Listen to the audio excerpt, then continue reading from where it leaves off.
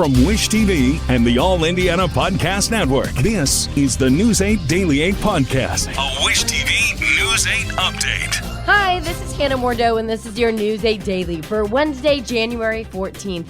We're going to be mostly cloudy today with falling temps. It's just going to get colder as the day goes on, really. The high is going to be around 37 degrees. And then we have a chance for scattered snow showers. Around here, it's going to be less than an inch, so nothing huge, but still, bitter blast is moving in.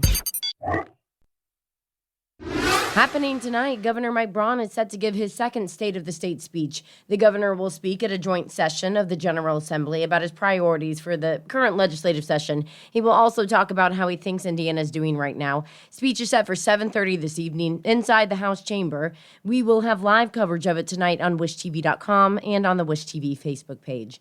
The governor has said one item on his wish list is cutting how much you pay for power and water. State lawmakers are looking at bills to achieve that goal this week. News 8 government reporter Garrett Berquist explains what's in the works. Utility affordability is among the top priorities for both Republicans and Democrats in the House this session. There's not much disagreement here in the State House that something needs to be done, but there's a lot of disagreement about how to do it. The bill would implement performance-based rate making.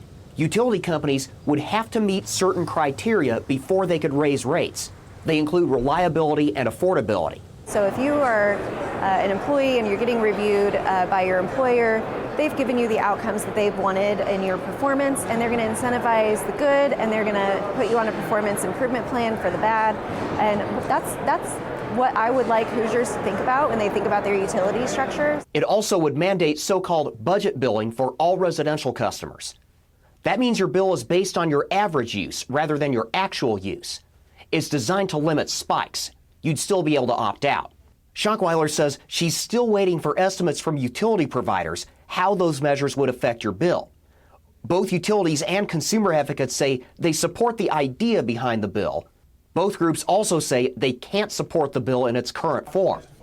The Citizens Action Coalition says they're worried about a provision in the bill to set rates over 3-year plans. So we have no objection to the idea of multi-year rate plans, but we're concerned about what the utility has to file, first of all, to get approval. And then we echo the concerns of the industrial customers who said there's nothing in the bill about reconciliation, in year 2, in year 3, if the utility has realized more revenues, for example.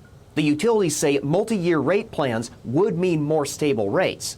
But they say they want clearer language on regulatory finance issues and on a provision to require all utilities to offer assistance programs for low-income customers. Most utilities already offer such programs. So this additional program would be on top of all of that. But we want to make sure that it's implemented well. We represent both the electric companies as well as the gas companies, and we actually have a program here today called the Universal Service Program that's working quite well. Just it was created a bit differently than how this new program is being set out in statute. Democrats say they'd rather repeal the sales tax on utilities. Schonkweiler says she's not opposed to that, but she worries about unintended consequences.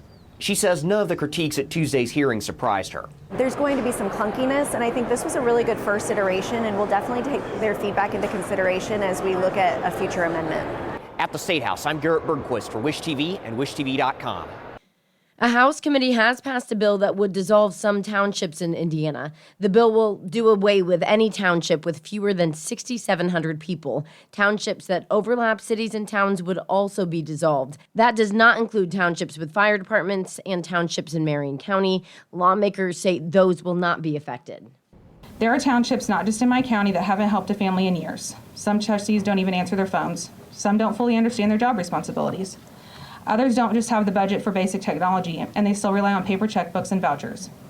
I'm not saying the system is broken beyond repair, but it allows for too much inconsistency. Township government is one of the most Hoosier ideas imaginable. It is government closest to the people. It's accountable to neighbors, not bureaucrats, grounded in community knowledge, not distant mandates. Eliminating it does not shrink government, it centralizes power. The bill now moves to the full House. Investigators are trying to figure out why a man drove his car into an east side retention pond in Indianapolis with his 2 children inside. Police officers rescued the kids and tried to save the man, but he later died. We brought this story to you as breaking news all yesterday morning on Daybreak. The car went into the water just after midnight on Tuesday near Pendleton Pike and 465. Police say they pulled 28-year-old Deacon Way and his 9-year-old son and 8-year-old daughter from the frigid water. Way died at the hospital. At last check, the kids were stable at Riley Hospital for Children. Police say a child is injured after accidentally shooting himself on the northeast side. It happened at around 3 yesterday afternoon on East 43rd Street near LaSalle. Officers found the boy shot. They did not tell us his age, but say he was stable when he was taken to the hospital. So far, no one is under arrest in the case. The college football playoff national championship game against Miami on Monday could be a little bittersweet for IU fans. It is likely the last time IU's Heisman-winning quarterback will suit up for the Hoosiers. Fernando Mendoza has been a key reason IU has had such a historic run this season.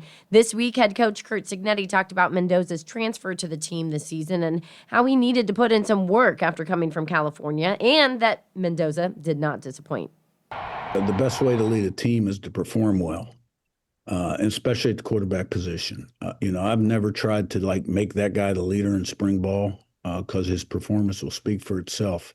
And he is highly, highly respected in the locker room. Experts say Mendoza could be a top overall pick in April's NFL draft if he leaves after the national title game. There are several ways for you to watch IU play in the championship game on the big screen. The Fishers Event Center is hosting a free watch party on Monday. The 7,500-seat arena opens its doors at 7 p.m. Organizers say you will need to grab a ticket online before you get there. The downtown Athenaeum will also be hosting a watch party. It's near Michigan and Mass Ave. Organizers say that the event is free for all ages. Doors for that open at 7 p.m. IU also announced a watch party at Assembly Hall on Bloomington's campus. School's giving out rally towels there. We checked, though, this morning, and that watch party is already sold out and kind of filled up within hours. Wish TV is giving you all access to the College Football Playoff Championship game and the undefeated Hoosiers. Sports Director Anthony Calhoun will have live team coverage from Miami along with Andrew Chernoff. That starts Friday here on Wish TV. They'll be in Miami. City of Bloomington is celebrating IU football success with a splash. It's honoring IU cornerback D'Angelo Pons by renaming a retention pond after him. City says the retention pond at Miller's Showers Park, it's near campus, will be known as D'Angelo's Pond for the rest of the week. He is, of course, the player who caught that pick six early in the Peach Bowl. City officials say the name change comes from calls on social media to rename the pond after the cornerback. The IU cheerleaders are heading to their own huge competition this weekend. They posted on Facebook that after cheering in the Peach Bowl and at the men's and women's basketball games this week, the team will compete in the 2026 UCA College Cheerleading Championship this weekend. It is Friday through Sunday at Disney in Orlando. Historically, IU cheerleading has been a top 5 team in the country. After the competition, the cheerleaders will head to Miami to cheer on the Hoosiers in the national championship football game. Go Hoosiers! Okay, new on Daybreak. It looks like Notre Dame's head football coach is staying put and not going to the NFL despite a lot of interest. ESPN is reporting that Marcus Freeman will remain with the Irish and could make that announcement official at a news conference this afternoon. Freeman signed an enhanced contract with Notre Dame last month, but he has been linked to several high-profile jobs in the NFL. He led the Irish to the College Football Playoff National Championship game last year and a 10-2 record this past season. Switching gears now, have your kids been sick? I know my family has all gotten the flu. All 3 of my kids have been really sick the past few weeks, and the State Department of Health here in Indiana says this flu season's sending more children to the emergency room. Across Indiana, more than 1 in 10 children are arriving to the ER, and it's because of the flu. ITMate's Tim Spears explains. We're big on hand washing, all the basic preventative things. Excuse me while I put a cape on my daughter. Kelly Delp feels safe caping up her daughter and letting her play with other kids largely because she's had her flu shot. We've had a few bouts of this and that, so we try to stay home if we're sick, doing whatever we can to kind of be responsible members of the community. Staff at the Busy Bee Play Cafe are wiping surfaces more often and swapping out played-with toys for disinfected ones as the country faces its second worst flu season in the last 15 years, with an estimated 15 million cases. According to the latest CDC data, less than 40% of the U.S. has received a flu shot this season. But just this month, the CDC accepted changes to the childhood vaccine schedule from the U.S. Department of Health and Human Services, no longer recommending annual flu shots for all children 6 months and older. A change Marion County's Administrator of Infectious Disease and Immunization Programs considers alarming. Because it's not really based on science. This flu season has already seen at least 17 pediatric deaths across the country. The Marion County Health Department is following guidance from the American Academy of Pediatrics, which still recommends the annual flu shot for children. Getting the flu vaccine can actually prevent hospitalizations and deaths. You still might get sick with the flu, but you end up with a lesser version of the influenza. I think there's a lot of misinformation out there. I think that a lot of people are having to decide for themselves what's right for their family. Tim Spears for Wish TV and WishTV.com. A federal judge is set to hold a hearing today on the lawsuit challenging the Trump administration's immigration enforcement operation in Minneapolis and St. Paul. The Twin Cities and the state of Minnesota argue that the surge of immigration agents is unconstitutional. There were more clashes last night in Minneapolis between federal agents and a group of protesters. They were not as intense, though, as the conflict on Monday night that ended with 8 demonstrators being arrested. This has been your News 8 Daily from Wish TV. I'm Hannah Mordeau. Watch us on Wish TV and WishTV.com. This is the News 8 Daily 8 podcast, a Wish TV News 8 update on demand for even more on demand and on the go.